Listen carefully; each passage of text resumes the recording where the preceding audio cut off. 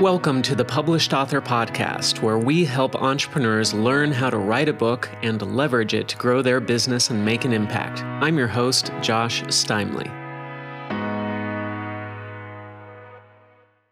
Today, my guest is Dr. Drew Ramsey. Drew is a psychiatrist, author, and farmer.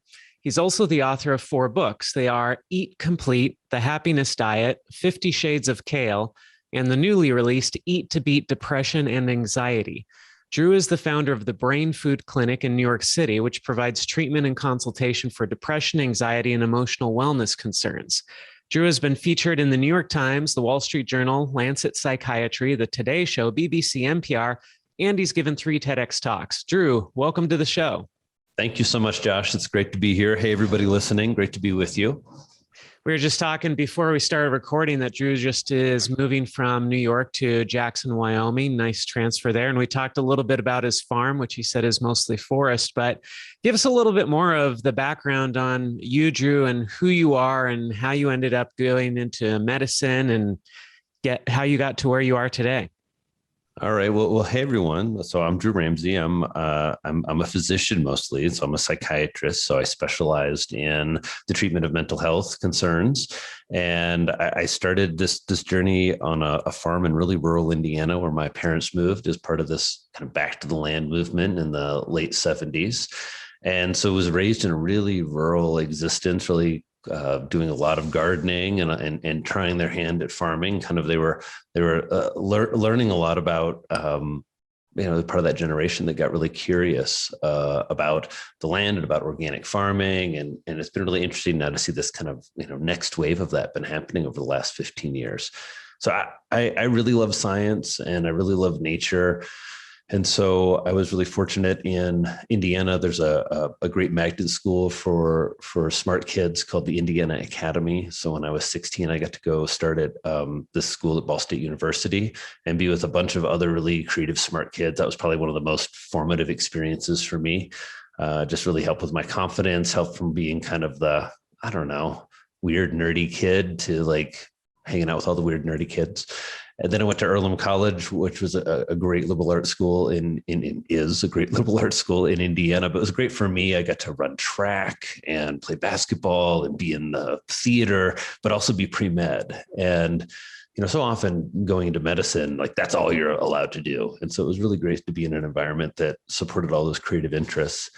After medical school at Indiana University, which is just another amazing experience, I went to Columbia. That's what I was 26 at that point. And so I finished medical school, and my wife and my fiance and I moved out to New York City, where I trained at Columbia University. If you know psychiatry or mental health, Columbia is a really special spot. It's one of the really top training institutions, top research institutions. And so right when I got there, Eric Kandel won the Nobel Prize in medicine. And so, you're literally like, I'm this intern from rural Indiana in my white coat, and the elevator opens at this huge reception in the basement of the first floor of the New York State Psychiatric Institute. And they're celebrating a Nobel Prize. And so, I don't know, I think that sort of, to me, was just amazing to kind of quickly go from this really rural existence to be around all these amazing minds thinking about mental health. Must have been pretty inspiring. It was super inspiring, especially when you meet these folks who are just legends in the field, and they're just wonderful men and women. They're so caring. They're such great physicians. So often I think psychiatry, there's this stigma around it, and to be with these just incredible leaders in the field as my mentors, to be really at a place that honored mental health and honored psychiatry and honored emotional health. It was just, for me, it's just one of the most formative experiences probably after my special high school, and still staying on in the faculty at Columbia and getting to teach and being involved with them it's a wonderful part of all this for me. When you started med school, did you know you wanted to go into psychiatry, or what sparked that interest? I didn't. I was interested in family medicine. I liked the idea of doing everything. I really liked OBGYN, but I didn't really feel I could do that as a man somehow. But I love the idea that you could have continuity with the patient. You could be there during a really formative, amazing experience, usually for a woman childbirth.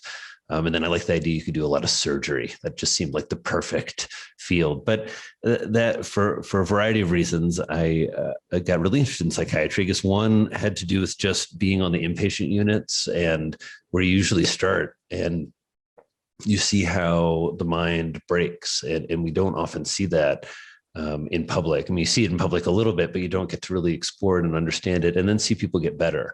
And that was just very powerful to see people go from severely psychotic and manic to feeling well and back to their normal mood and normal self. And then I got into treatment. I had a hard time in medical school with my mood and some with anxiety. And I never really talked about that before with this last book. And now in 2021, we all talk more about mental health, but I started therapy myself in medical school. I just got, I don't know, really, I guess in a bit of a conundrum about what I was doing and how I was feeling. And so that was really a helpful. And it's a stressful situation, right? It's stressful, and I've treated a lot of medical students now, and it's which is a real just privilege to treat other people who are coming into the field, and an honor. But I remember that so vividly of just, it's really kind of the 20s, just this burden of what is to come and working so hard to make it something good for yourself. So tell us more about what path your career took after that. You were an interning, and then how did your career develop after graduating from med school?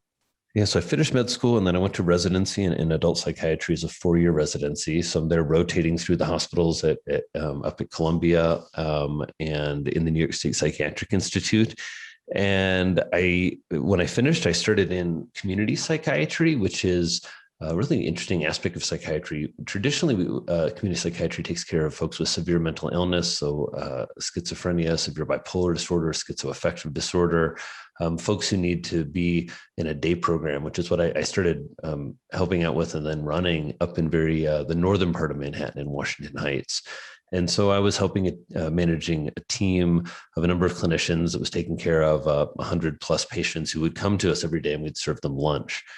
And I guess this is where in my personal life, I was like exercising, and I was a vegetarian, and I practiced mindfulness, and I loved to stretch. And in my professional life, we didn't really talk very much about that.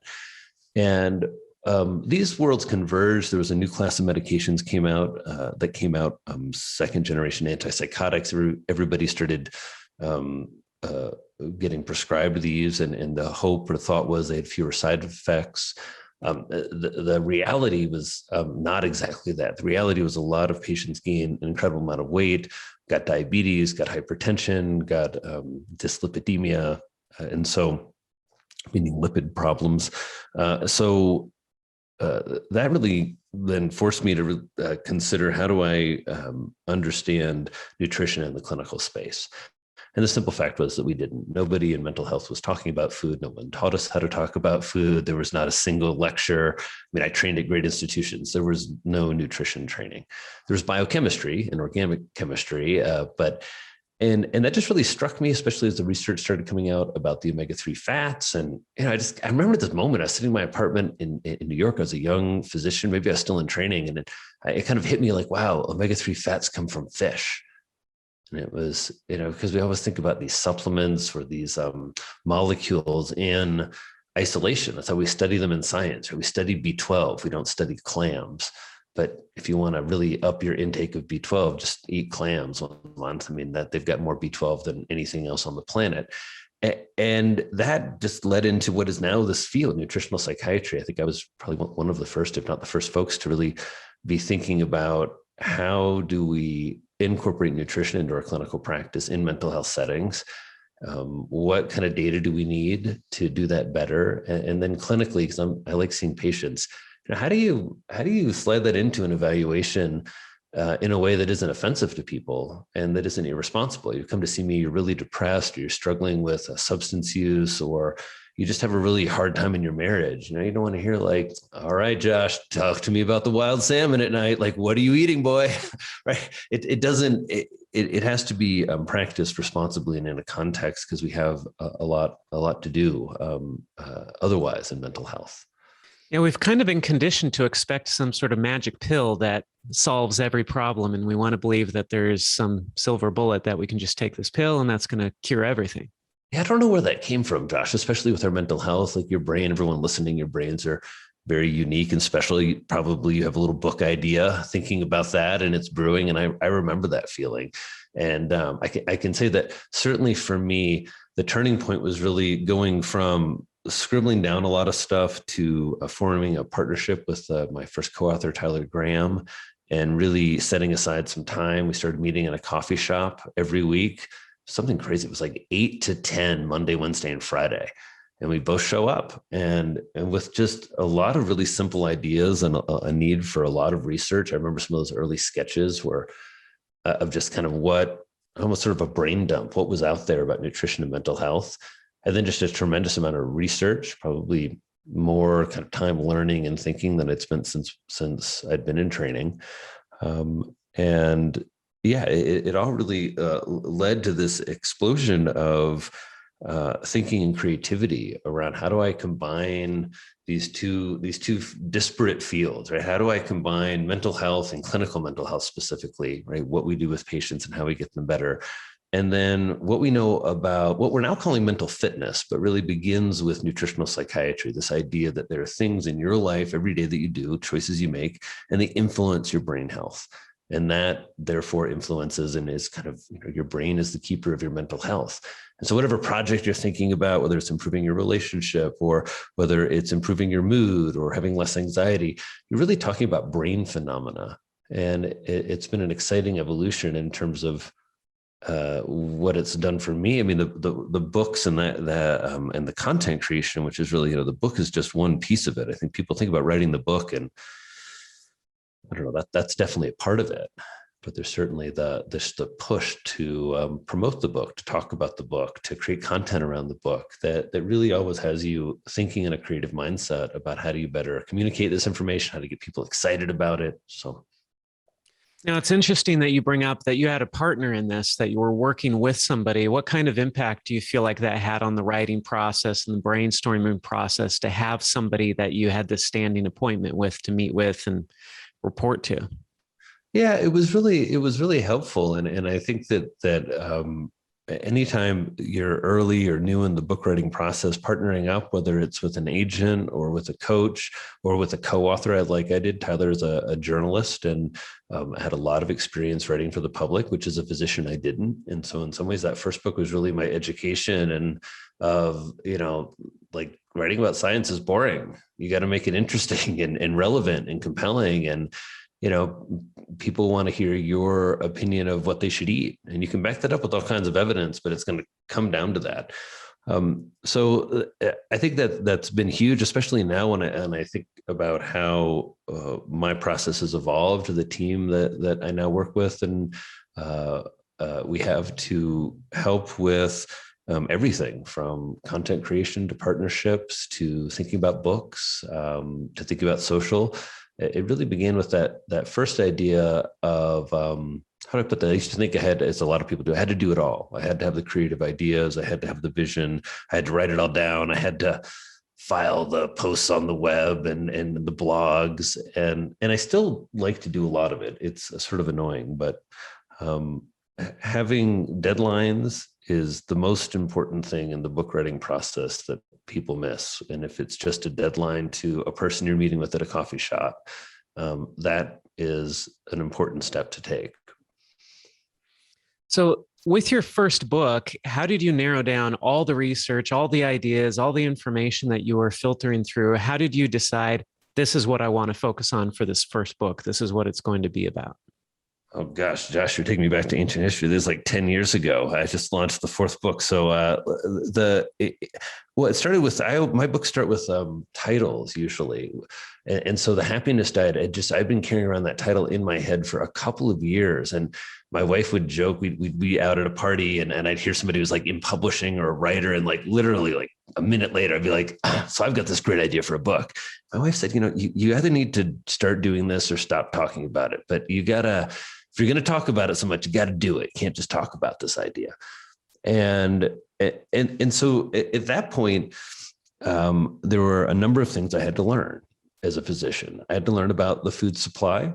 I knew something about that. I'd always been interested in food, but I really didn't know a lot. And so we went to a couple of conferences where I got to look at, it's easy to criticize modern processed food when you go and walk through a giant convention center filled with all of the machines that make your food, all of the different flavorings and colors and additives that are being sold to food processors that are put in your food. It was just eye-opening. We went out to Salinas, Kansas, and learned about about regenerative agriculture, about pasture, about grass feeding, all the stuff that, hey, just one, we didn't really learn about or think about in medicine at all. I would say we still don't very much. And two, is just very eye-opening to me that in medicine, we had this very almost two-dimensional view of nutrition and this larger food system that was kind of swirling around us. And in some ways, more importantly, was really taking advantage of and harming the health of our patients. It just really hit me in the face that we were in some ways asleep at the switch. And that got me just really excited about this idea that first of all, there wasn't a lot in this space. There really weren't folks in mental health talking about the importance of nutrition and lifestyle more than just a little bit, right? We tell people like sleep hygiene is important, exercising important, but we wouldn't really push in terms of our interventions and in terms of the science behind those interventions, which now, what's really changed is a tremendous amount of science now supporting these ideas, multiple randomized trials showing if you improve dietary quality and move people towards a more traditional diet, you can significantly decrease the burden of depression and anxiety. So it's been fun to sort of see that happen. Now, you've done 3 TEDx talks. Did any of those come out before your first book, or were they after the book? Oh boy. I think the first TEDx talk was after the first book. And was that based on the material from your first book? Yeah, all of my TEDx talks, I'm trying to connect up this notion of nutrition and mental health. And in all of my talks, I try and do those in a variety of ways. I think in my most recent talk, Feed Your Mental Health, I really try to expand on the idea of how do we consider mental health and kind of what works in mental health, this idea that, we still really diagnose and treat people with a couch. And that we all need to step up a little bit and think about our mental health as something that we all really play a role in, that we all have a very important set of activities that we should be engaging in on a daily and weekly basis to take care of our brains. And so in the last TED Talk, I try and share some of the data, some of the exciting data. Stuff like there was a study of college students in Australia where they just showed them a video about eating healthier to protect their mental health and give them some diet tips and a little box of like nut butters and nuts and olive oils, encourage them to eat more plants and have a well-rounded diet. And these were depressed college students, depressed teenagers with poor eating habits. And they found over both at 3 and 6 months, there was a significant reduction in formal rating scales of depression, stress, and anxiety. And so just it's been a very exciting emergence. But in terms of the TED Talks, those are really fun. They were exhausting. I would say that there's a really hard tension in a TED Talk between being there in the moment. I wouldn't say unscripted, but as Brené Brown says, sort of there to present in kind of in a state of flow. And then the notion that, you have a set of points in an arc of your talk. I found them to be really kind of terrifying and challenging all at the same time. I did a TEDx talk a number of years ago, and I can testify to the terror and how much it takes out of you to do that simple 15-minute talk. Yeah, it's interesting how to me, what was interesting is no matter how much you can try and really be prepared, the more prepared I felt I was, the less satisfied I was with, at least not personally. It felt somehow really just channeling your truth and keeping it simple is really important. Mm-hmm. So did you see any impact on book sales or attention driven to the book when you did the TEDx talk? Was there some interplay there? I think there's some. It's for anybody who's in the book space, how you sell and get attention for your book is a little, I guess, confusing. I've seen things, for example, there are certain TV shows, CBS Sunday Morning or the Today Show, where you're on the show and you see some books sell. Certainly the TEDx talks help, but those are, I would say, sort of pieces of evergreen media that are out there about you that people find, they hear, they like, and maybe they purchase your book. I think for a lot of folks with podcasts and TEDx talks, that, they get what they need in terms of hearing a sampling of your ideas. I hope we'll tell everybody to eat seafood, greens, nuts, and beans, and a little dark chocolate, Josh, because that feels like my mission on this earth, and more anchovies and more fermented foods. But the TEDx talks, I think, help overall in terms of your process. I mean, for me, all this stuff, it's wonderful. I feel really honored to have been on these outlets, to get to contribute, to get to be referred to and thought of as someone whose voice matters in the conversation. That's just been an incredible responsibility and a privilege. But as you do this, I wouldn't say this, but I'd say and as you do this, as your book comes out and you do this, you see that it's like anything. It's a craft that you hone. And so what would, just get my heart rate up to 150 and have me dancing a few years ago, how I think about that piece of media now probably is different. Not that it's any less exciting, it's still exciting, but the gears that are turning inside my brain, I would say, are more, I don't know, veteran in a certain way. And really focused on the long haul of a book. For example, my last book came out it's exactly 90 days ago. And so I'm really aware as an author that I'm slowing down a little bit. But even though I'm doing maybe, let's say, 3 to 10 interviews, Instagrams, all that stuff a week, there's something about the intentionality of pushing the ideas of the book that I've just been aware of my process. I want to refresh, and so that's I guess the kind of your question was, how does the TEDx fit in? Maybe is that it's one of those pieces that as an author, you're trying to put all of this together in terms of the creation of your platform, the partnerships, whether that's with people who are going to help you with content, or whether that's people who are going to help you with your ideas, or the translation of your ideas, whether those are the people who help you with the visual look of your brand, and or whether those people who just help you with the organization, that as you both build a team and build pieces of your platform, it comes together for everybody else differently. But I think really enjoying that process and dedicating yourself to it, just like we work our meditation game and our physical fitness, of really thinking about that platform building as with discipline and with deadlines.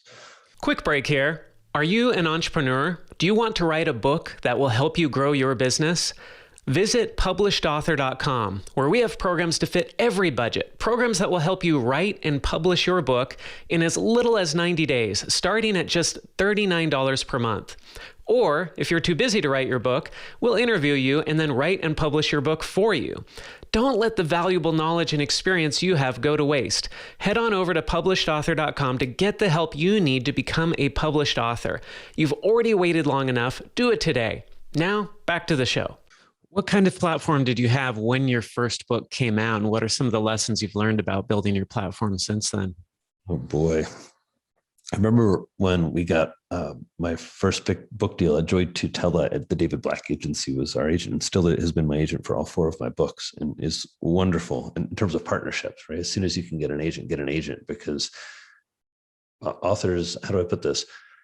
A lot of times we don't know even a lot about books and how they're put together. We know something, but your agent is really who helps you understand both how to sell a book, but getting it sold. And it's just so wonderful to get to work with a literary agent.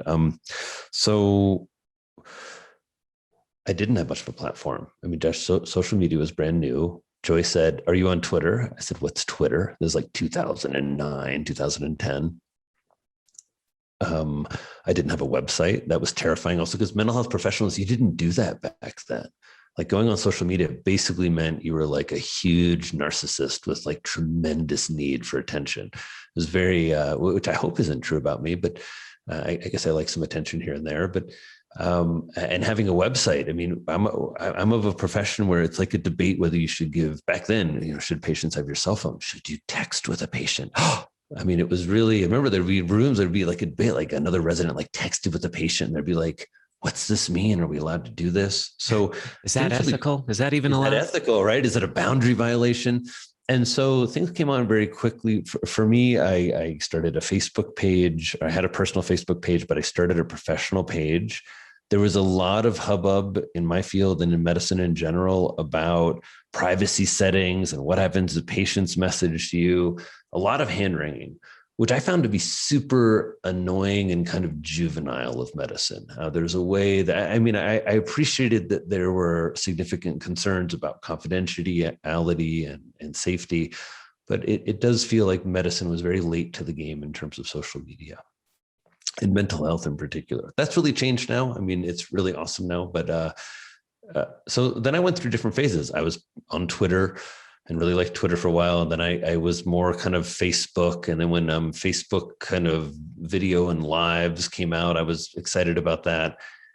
And then somehow Instagram really just spoke to me. There's something about the simplicity of it, the visual nature of it. I found that to be really challenging because it's mental health.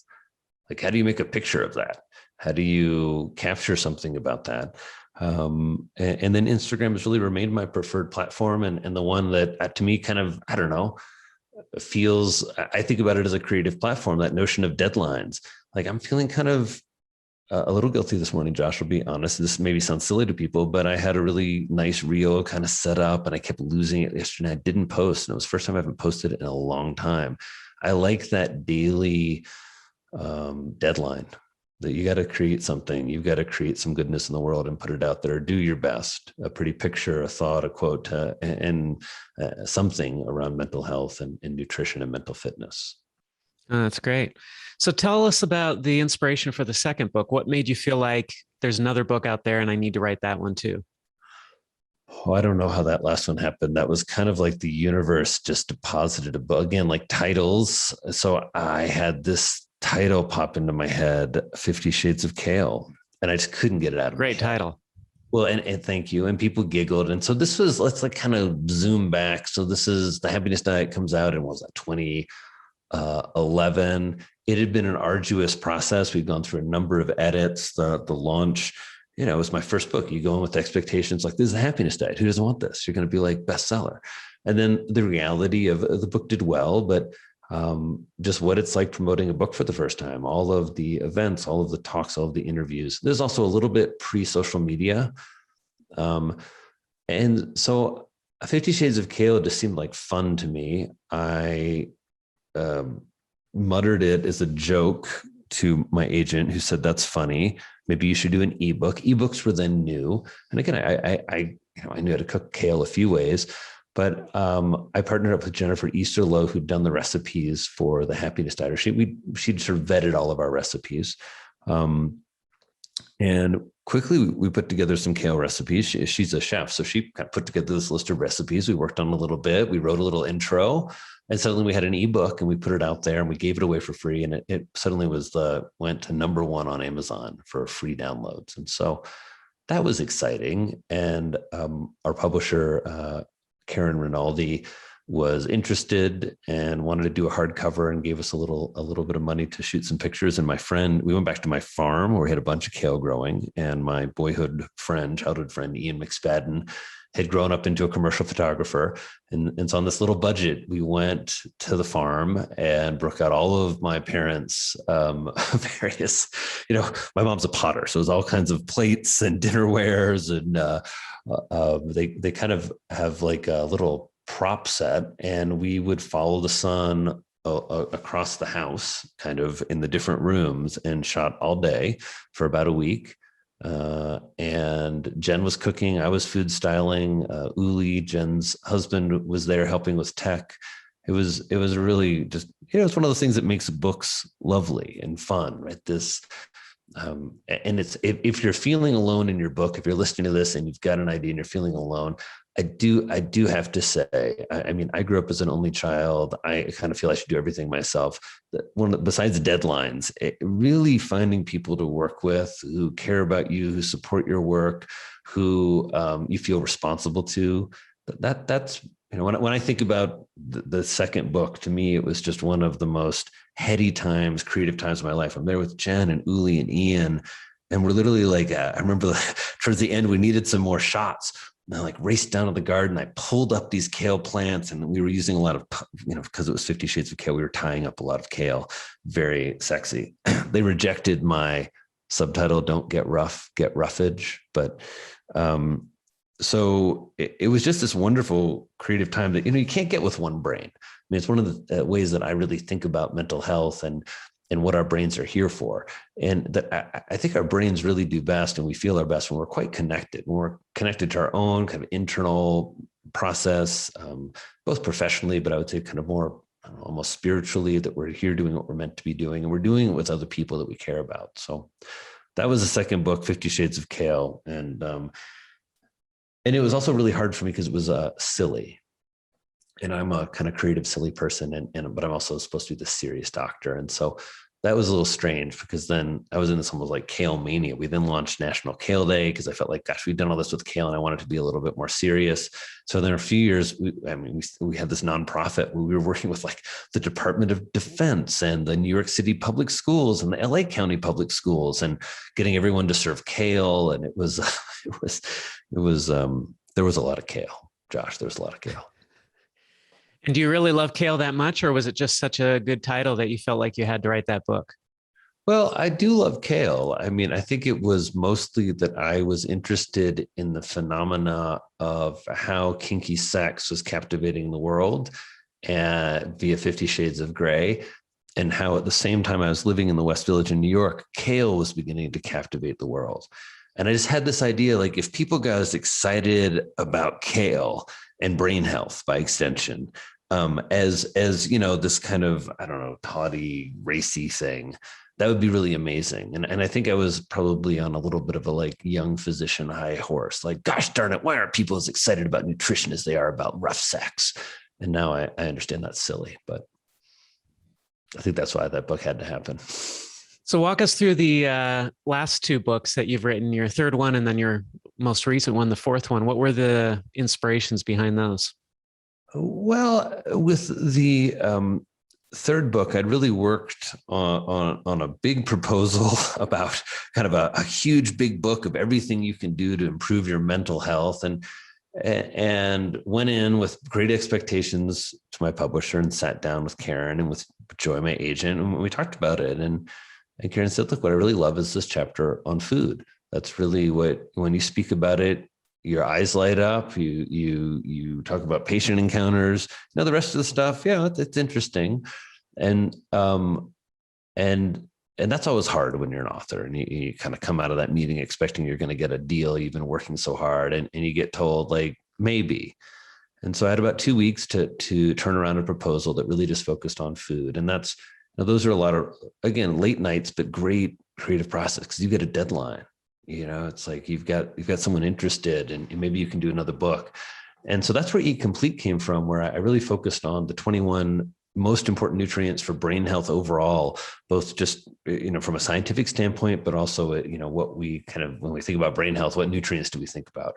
And I found there are 21 that kind of fit into these groups around protection of the brain, or the nutrients most important in building the brain, the most nutrients most important for protecting or igniting the brain, kind of because the brain's so energetically needy. And I also had this, I would say, conundrum of, as people were asking me what to eat, I wanted to make sure that folks got enough of these nutrients. And that's a little bit hard to do. And so Eat Complete really in part was my quest to find, all right, what are the most important nutrients? What are the foods that contain the most of those? And then how do we create delicious recipes from those foods, with the idea that through that method, we create the most nutrient dense food for humans that we can, because we're cooking with the foods that have the most omega-3 fats, the most zinc, the most magnesium. And so that was Eat Complete. And that came out, 2016. Now, at that point, there was a lot of correlational data, meaning, populations that eat traditional diets have less depression, or populations that eat a Western diet, they have more depression, but there weren't any randomized trials. And so Eat to Beat Depression and Anxiety came from a couple of places. First, after Eat Complete, we launched an e-course, and I'd not done anything like that. I don't know, everybody was doing it back then, Josh, but I was also just kind of curious as an author of, does that create a stream of income that can help with platform building? Is that a fun format? This was also when things really began to switch from everybody had a blog to suddenly everything and all of the algorithms are favoring videos, podcasts start to come online, and the whole media landscape really begins to quickly change. So these two things happen, right? There's lots of evidence, and then media changes. And we do this e-course, and it was just really, interesting to see, for me as a physician, where I'm used to working one-on-one. I like to go to the deep end of the pool. I spend most of my time sitting here in my Zoom cage, listening and processing with people. And I really love that creative process. I think it's just such a, wonderful thing to do as a doc. But,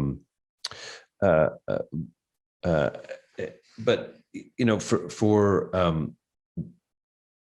reaching a lot of people and sharing this information with a lot of people, the books and then the e-courses have really been just this for me really learning opportunity of how can we do a better job in medicine, reaching more people with more of the evidence-based information faster.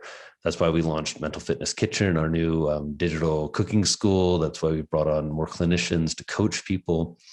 And so the last book came out of from that for the success of that course, but also from the success of the researchers. There's been so much evidence now. There's 5 randomized clinical trials looking at how food can help people fight depression and anxiety. And I wanted to, and on top of that, there are these stuff that, for the first 3 books, maybe it sounded like wellness juju, right? Inflammation and foods that fight inflammation, or the microbiome, right? But now in 2021, these are some of the new ways we're thinking about depression and anxiety. And so with this book, I really felt both my stance as an author. I'd done Eat Complete by myself. And so I felt I had a better sense of what goes into a book. And also there were these big new areas that I felt people weren't really connecting up with mental health, much like don't really connect food with our brain health and mental health. People weren't really, when they think about depression and anxiety, thinking about inflammation, thinking about the microbiome, and most importantly, thinking about neuroplasticity. This idea that I find very hopeful and inspiring, that we have some control in how fast our brains grow. And things like exercise and good sleep and proper nutrition really can help keep our brains growing. That's great. So now you've kind of hinted at your business growing in your clinic and all this. Tell me a little bit more about how these books have impacted your business and your career, and how they've helped it and shaped your career. I think they've really been the wind in my sails in terms of, we talk about platform building, but when you think about what that means, to me, it means all this effort over time in these books and the writing and the media work and the TED Talks, all this stuff has led to this message getting out there in a significant way, and that I've gotten to be one of the people in the conversation, one of the leaders in nutritional psychiatry. And I think for me, as I look back, so it's been, let's call it a decade. And so in a decade, it's been 4 books, 2 e-courses. We're releasing our 3rd, our biggest, most ambitious e-course on mental fitness that's coming out in the fall. Everything's grown, Josh. I think that when you start doing these projects, you do get in a growth mindset, and not so much in a bad hedonic treadmill, like I sold X number of copies, so I sold, I want to sell this many more, or I got this advance, so I want to get this much more, but much more, you see the potential of it. And you hear from people, people post pictures of my book almost every day saying something really wonderful about how it's inspiring them to feed their brain. And I mean, that I don't know, that's such a exciting feeling, with the idea that someone's being helped out there by something you put together, or this new book has all these wonderful drawings in it. It's a good story for authors, and it's a good for me was a good lesson, and kind of why I also like being on social, because everyone's like, social a waste of time or social great. So I was posting every day, posting pictures of my food or pictures of myself or something, related to mental health. And Katrin Kristen is an illustrator, and she's actually a graduate student, but she does little sketches. And she heard a podcast, I think it was me and Max Lugaver, and she did a little sketch of it. And I reposted it, and boy, it was like 10 times the amount of likes I usually get.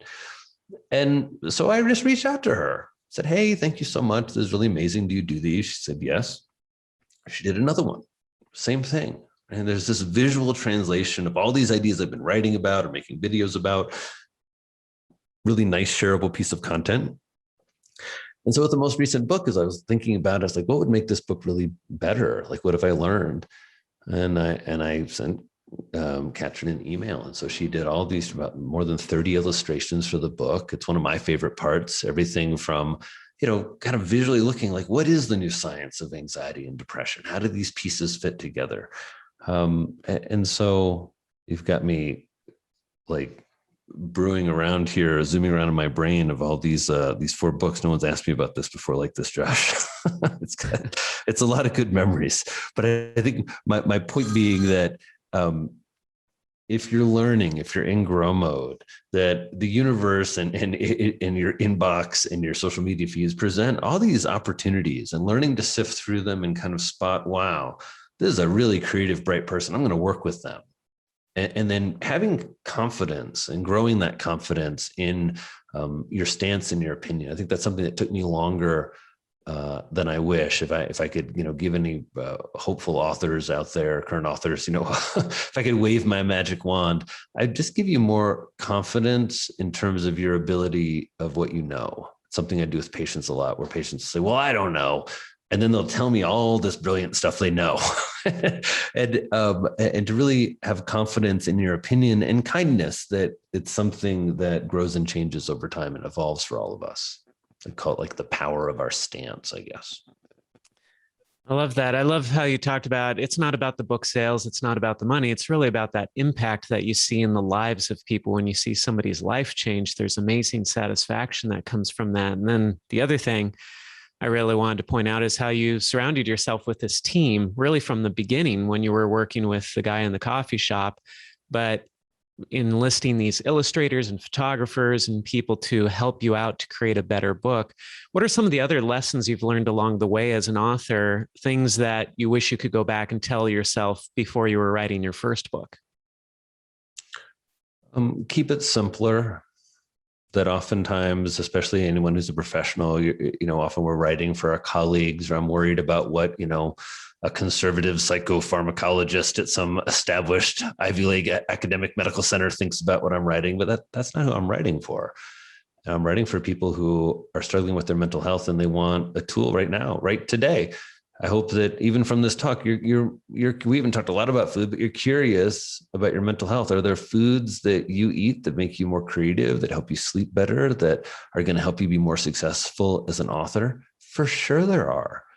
For sure there are. And I think everybody listening knows that, right? We know we get up in the morning and we have our caffeinated beverage of choice and something a little light, and get at our computer and start to write or start to sketch, whatever it is for you.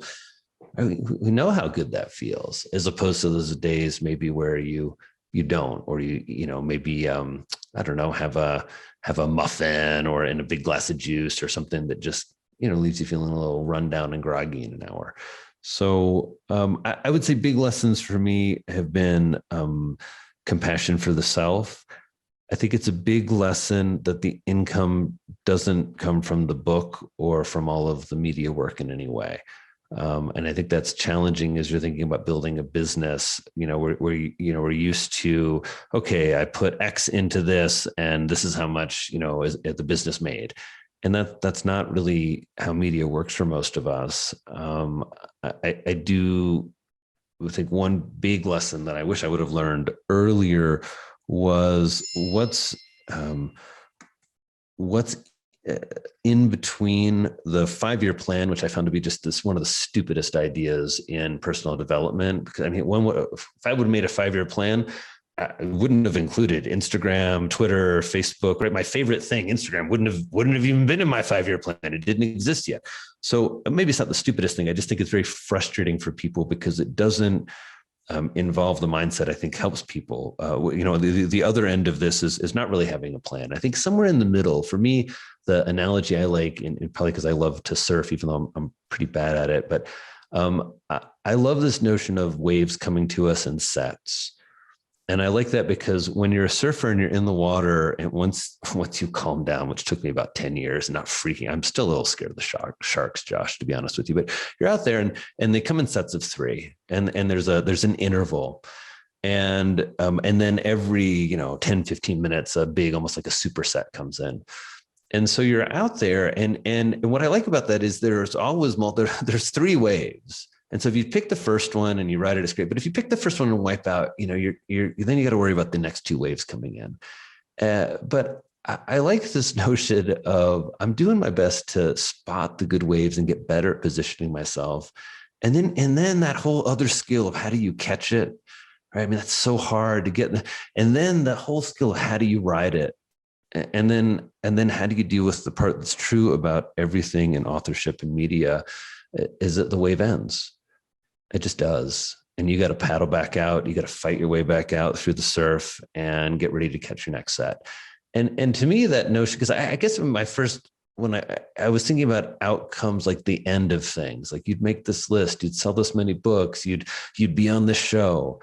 And I love doing all those things. I want to minimize that at all. But there's for me, now a decade into it, the part I love is the process. Like after this week, I've got a book proposal in the works and I think it's ready to go. And like, I got a little butterflies in my stomach this morning thinking like, yeah, like we're going to get working on the next one. I'm going to get a little inspired about spreading the word about this one still. But that, I guess to me, it feels like, I've had this nice 3 months of book launch. I've ridden a really nice wave, but it's time to paddle back out there again. Great. Love the analogy. Well, thank you, Drew, for being on the show with us here today. We'll link to your Instagram profile for sure in the show notes. Where's the other best place for people to learn about you and connect with you? For sure. So my website, drewramseymd.com. You can look at how it's evolved, everybody, from this is my 3rd iteration, and I'm really excited about it. So please check it out. I've also got things I haven't had before, which I'm sure all of you who are experienced authors have, but folks are, things like free downloads and lead magnets, just share some free content.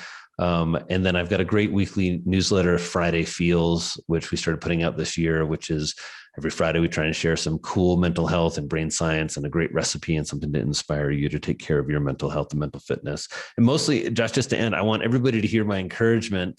And I'm sure, as you all know, those of you who are published, it's just to keep up the good fight and to keep working hard on your ideas, to keep believing in yourself, to keep adapting and evolving, which I think is one of the challenging parts. But remember, in all of this thing that really, I guess for me, if we're going to end on a thing I've learned, is this really simple idea, which is just focus on good content, being clear, being engaging, being witty, in whatever format you're in, and it will reach the people it needs to reach. That's and you're awesome. the first person who's really talked up Instagram as a platform as well. I mean, other people may have mentioned it, but you're the first person who said, "Hey, that's really been part of my success." So that was great. Like I didn't capture some of that, the evolution of like my work with men's health and stuff where, I don't know, I want to do a book on male mental health. And so I don't have that at all in my platform or in my genre.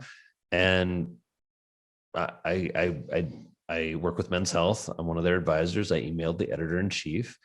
And again, because of the work we'd done together, some events I'd done with them, some articles I'd written with them, I had a relationship where I said, hey, the pandemic's coming. I'm worried about male mental health. Like, let's do something. And we just started doing an Instagram Live. I mean, literally, like I log into Men's Health, I put it right here and I say like, hit live, and we set up these great guests. So, but just a great example of, when you find that platform where you groove with it, it really helps, I think. Anyway, yeah. This. Perfect. Thanks so much, Drew, for being on the show with us today. Thanks a lot, Josh. Take care. If you enjoyed this episode, don't forget to subscribe. And if you want to spread the word, please give us a 5-star rating review and tell your friends to subscribe too. We're available on Apple Podcasts, Spotify, and everywhere else you listen to podcasts. And if you're an entrepreneur interested in writing and publishing a nonfiction book to grow your business and make an impact, visit publishedauthor.com for show notes for this podcast and other free resources.